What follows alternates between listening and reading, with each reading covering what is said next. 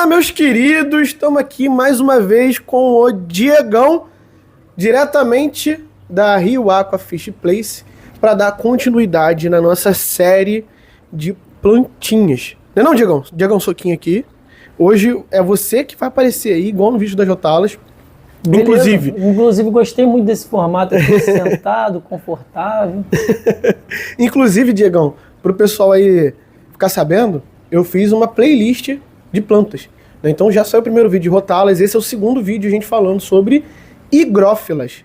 E é mais interessante a gente falar do gênero de um modo geral do que de uma espécie ali, porque senão vai ficar muita coisa e é melhor a gente ir direto ao ponto ali e falar do gênero que é melhor.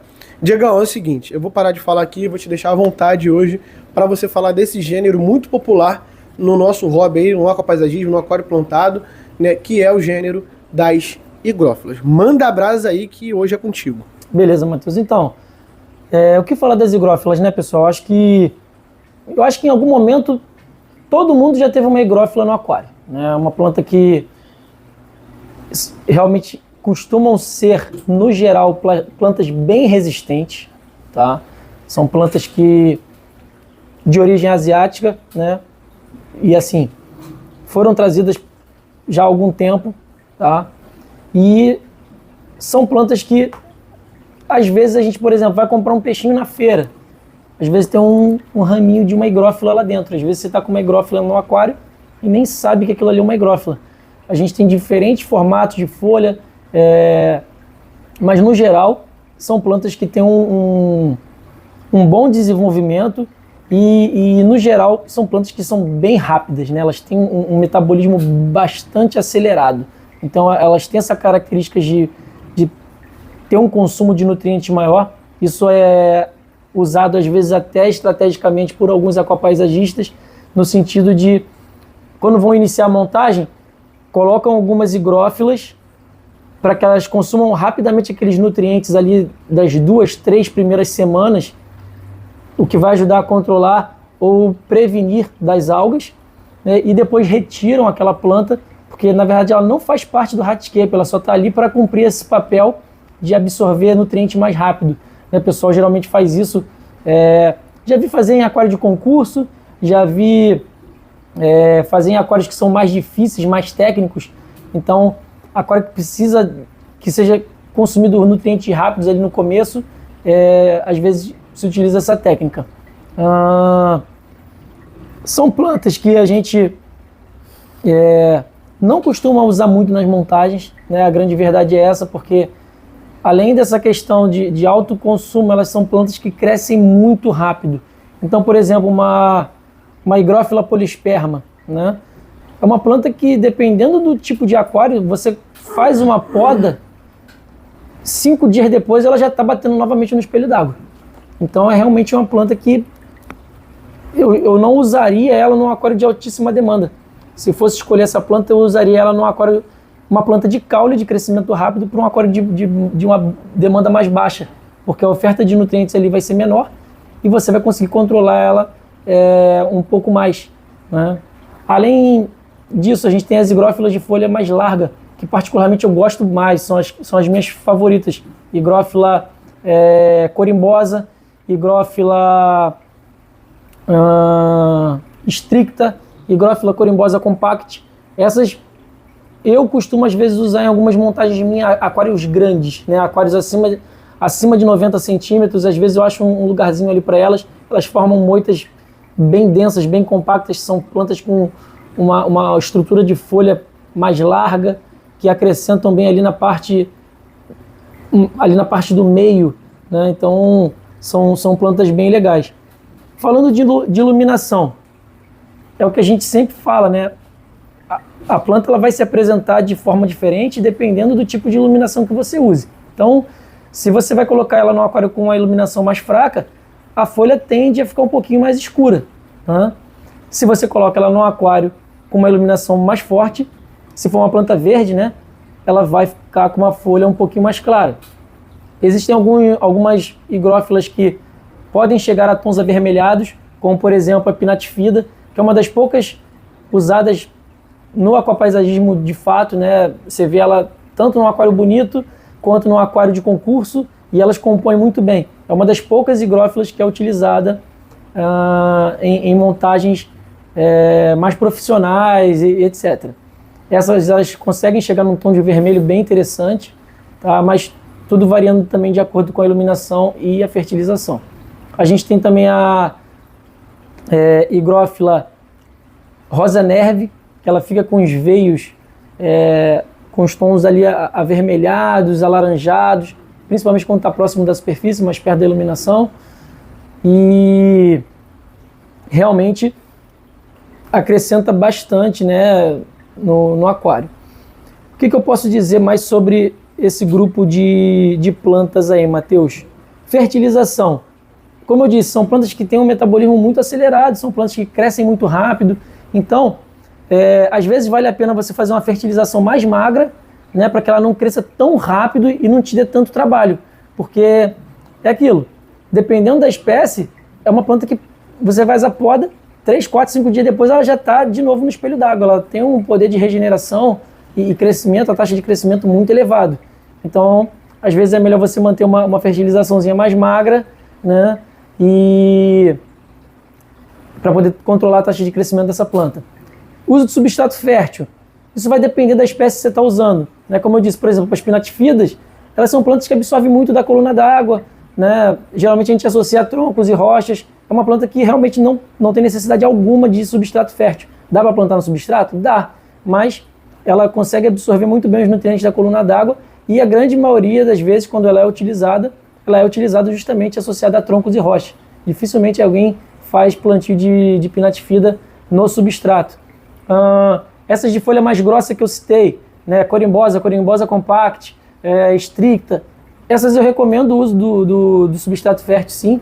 São plantas que absorvem melhor pelo sistema radicular, né, e eu acho que vale a pena usar o substrato fértil e reduzir a fertilização, né. Então você consegue mantê-la muito tempo com pouco fertilizante líquido. Então, se a intenção for economizar, é melhor fazer um investimento num substrato fértil.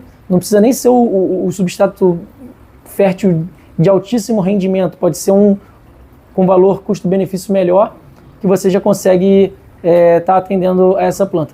E essas de folha mais fina, né, que são essas que eu citei também, por exemplo, as higrófilas polisperma, elas crescem muito, muito rápido, né? E essas aí eu acho que poderia usar até sem substrato fértil e uma fertilizaçãozinha mais magra para você reduzir a taxa de crescimento. Dá para fazer moitas com ela, tá? Não são moitas tão densas quanto a da Rotalas, por exemplo, tá? Mas se você praticar bem poda e replantio, dá para você fazer uma composiçãozinha interessante. Mas volto a dizer, todo esse grupo de higrófilas tem essa característica de crescer muito rápido e absorver muito nutriente. Posição do aquário, aí vai depender, né? Por exemplo, a pinatifida ela é bem versátil. Você pode usar ela associada a troncos, rochas, pode ser na parte da frente, pode ser ali na parte de trás. Isso vai depender muito ali do detalhamento que você queira fazer. E as outras, todas que eu citei ao longo do vídeo, que são porte maior, são plantas mais robustas, eu colocaria elas do meio para trás, tá? Não acho que dê para colocar ali no plano frontal, porque elas ou vão crescer muito rápido, ou vão formar moitas muito volumosas que vão esconder as outras plantas. Cuidado também, pessoal, por serem plantas de crescimento muito acelerado, com os sombreamentos que elas podem causar, né? Então, saber posicionar essa planta no aquário é fundamental para que você não acabe deixando as outras plantas carentes de iluminação, tá? Então, tem plantas que sofrem muito mesmo em carência de iluminação. Tem plantas que vão bem em iluminação mais baixa, até mesmo em locais sombreados. Mas tem plantas que, se ficam em iluminação baixa, já é o suficiente para ela apodrecer e até morrer. Então a iluminação para a higrófila seria de moderada a forte? Sim, ela vai bem em qualquer tipo de iluminação, entendeu, Matheus? Só vai mudar a forma de como a planta vai se apresentar. Por exemplo, a pinatifida. Se você tiver ela numa iluminação fraca, ela vai ficar com folhas muito grandes e verdes.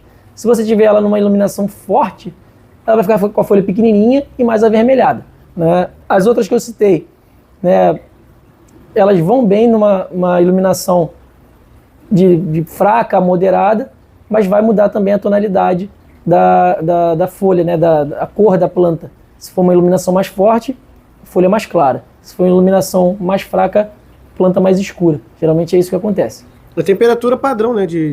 A temperatura padrão, são plantas que costumam ter uma resistência boa também. Não vejo problema em... o aquário está ali em 28, 29, né, ou está em 24. São plantas que costumam ir bem numa faixa bem ampla de temperatura. Não vejo, por exemplo, os musgos, né? A gente sempre fala, o musgo é uma planta que gosta mais de água gelada. Dependendo do musgo, pode até morrer se a temperatura passar de certo ponto. Eu não vejo isso com as higrófilas, tá? Vocês podem ficar um pouco mais relaxados com essa questão da temperatura. E em relação a pH, GH, KH, também assim, tem um padrão entre todas as plantas, mas é sempre bom falar, né, pro pessoal no vídeo. Eu não vejo muita exigência com relação a esses parâmetros também, tá, Matheus? Claro, a gente sabe que as plantas fotossintetizam melhor em pH ligeiramente ácido, tá? Isso aí é um geral para todas as plantas e com as higrófilas não é diferente.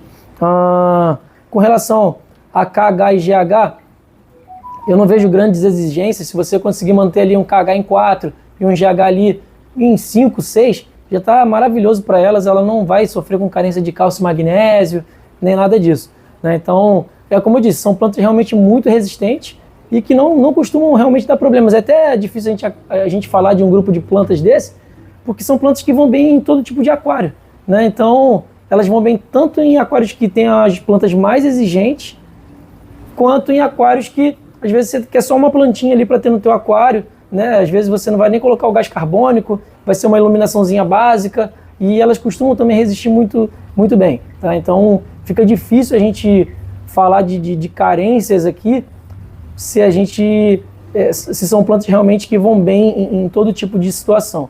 O fertilizante, essas de folha mais grossa, né, corimbosa, estricta, a própria compact, elas gostam de um pouquinho mais de potássio, já percebi. Se você não faz uma fertilização à base de potássio, ela começa logo a ficar com aquela característica clássica do potássio, que é as folhas toda furada, né? Parece que tem um bichinho ali que passou, uma lagartinha ali e furou a folha toda. Na verdade, isso daí já é uma carênciazinha de potássio que a planta está apresentando. As outras, cara, para a pinatifida apresentar isso, né? Essa folhinha furada tem que ser uma carência muito severa de potássio. E as polisperma eu nunca nem vi, porque são realmente plantas que dependem de pouco nutriente para conseguir se desenvolver. Em relação à questão de CO2, né? Eu sei que tem muitas higrófilas aí, por exemplo, a corimbosa, que você falou, tem a higrófila rio também, né? Que são plantas que resistem a um aquário sem CO2. Mas também é aquela parada que a gente sempre comenta, né? O uso de CO2 para a planta é de vital importância. Eu sempre falo que é indispensável o uso de CO2, seja qualquer fonte que você use, né? Ou de fermentação biológica, ou de reação química com cilindro, ou o gás carbônico, o CO2 que a gente usa para fermentação e carbonatação de chope, né? Que é o que a gente geralmente usa nos nossos aquários plantados. Hoje em dia tem até o biocarbon também, né? O lançamento da Aquaplant, que também exatamente, pode ser uma boa alternativa. O biocarbon, ainda não testei esse produto, mas provavelmente devo estar recebendo ele aqui na loja em breve e devo colocá-lo à prova, mas já tem aquapaisagista usando e os resultados são bons, tá? Claro, eu acredito que não seja um produto para ser usado num aquário como esse, de altíssima demanda, que ele não vai dar essa resposta. A própria empresa já falou que não vai. Exatamente. Mas é uma boa alternativa para se você está querendo aportar algum carbono no aquário, alguma fonte de carbono no aquário, e para um aquário, para esse tipo de planta. Um aquário também que não tem tantas plantas, vamos dizer assim. Exatamente. Né? Sobre o uso ou não uso do gás carbônico para as higrófilas, isso tudo vai depender de uma série de fatores, entendeu, Matheus? Por exemplo, se você tem um volume maior de peixes no aquário, isso já vai te ajudar de alguma forma, porque os próprios peixes, eles respiram e vão liberar gás carbônico na água. Então, se você realmente não quer colocar nada exógeno, né, nenhuma injeção dessas fontes aí que eu falei, ter um volume maior de peixes vai favorecer esse tipo de planta. Mas eu sempre recomendo, tá? Sempre recomendo colocar um gásinho, por mais que seja um aquário que a gente não vá ter grandes pretensões aí, né, você vai ver a planta de uma forma diferente. Todos os clientes que a gente orienta, que nunca usaram gás carbônico, que passam a usar, percebem essa diferença, porque é vital, né? É algo que realmente é vital para a planta. A planta, às vezes, ela está ali viva no teu aquário, mas ela está sobrevivendo ali nas piores condições, tentando extrair o máximo para se manter viva. E quando você coloca o gás, você dá para ela ali, de repente, até o que faltava, né? Às vezes você tem uma iluminaçãozinha moderada, às vezes você já faz alguma fertilizaçãozinha ou usa o substrato fértil. Quando você coloca o gás, muda tudo, né? A planta meio que fica numa condição absurda, tá? E com as higrófilas não é diferente, apesar de elas serem bem mais resistentes do que outras plantas ao não uso do gás. Então, as higrófilas, assim, no final das contas, são plantas bem tranquilas, de um modo geral, de serem mantidas. São bem versáteis, são bons coringas aí em relação ao que eu falei, né? No sentido de ajudar os aquários no começo, para controle de algas. Então, são sim opções fáceis e recomendo para os iniciantes, né? São plantas que são ótimas plantas para começar e tem vários tipos e formatos e dá para fazer uma composiçãozinha legal no aquário para iniciante. Perfeito então, Diego. Mais um vídeo aqui da nossa playlist de ficha técnica aí de plantas. Espero que o pessoal esteja curtindo, né? É uma playlist que a gente procurou trazer para o pessoal já com esse intuito, né? De você sentado aí ao lado do aquário falando da planta. A gente tem muito vídeo interativo aqui no canal, né, Diego? Eu já perdi as contas. Eu acho que só nós dois aqui no Monster Aqua tem, sei lá, uns 50 vídeos, cara. Sem exagero. Já tem isso tudo? Eu acho que já tem por aí. Então, a gente já tem muito vídeo aqui no canal mais interativo. Então, eu achei importante trazer esse tipo de conteúdo aqui, sentadão aí na cadeira, né, e falando bastante, dando dicas aí pra galera sobre plantas. Show de bola. E, pra concluir aqui, para quem quiser receber as higrófilas em casa, a Rio Aqua Fish Place envia para todo o Brasil, certo? Sim, a gente está enviando. A gente só toma cuidado antes de saber se a região aí, né, está recebendo, né, por transportadoras ou por Sedex. As plantas elas costumam resistir bastante tempo na embalagem, mas também não são imortais, né, pessoal? Então, quando a gente fala que envia para todo o Brasil, de acordo com a disponibilidade de frete aí da sua região, né? Mas enviamos sim. Quem quiser vir aqui na loja, eu sempre mantenho alguma variedade de higrófila disponível para venda na bateria, tá? A loja aqui no Rio de Janeiro, Barra da Tijuca, o local aqui é o Aventura Center, Avenida das Américas 10.101, e a gente funciona de terça a domingo, tá, pessoal? Segunda-feira é um dia que nós não funcionamos, mas a gente funciona de terça a domingo, beleza? Então é isso, grande abraço. Show de bola, isso aqui. Em breve mais vídeos.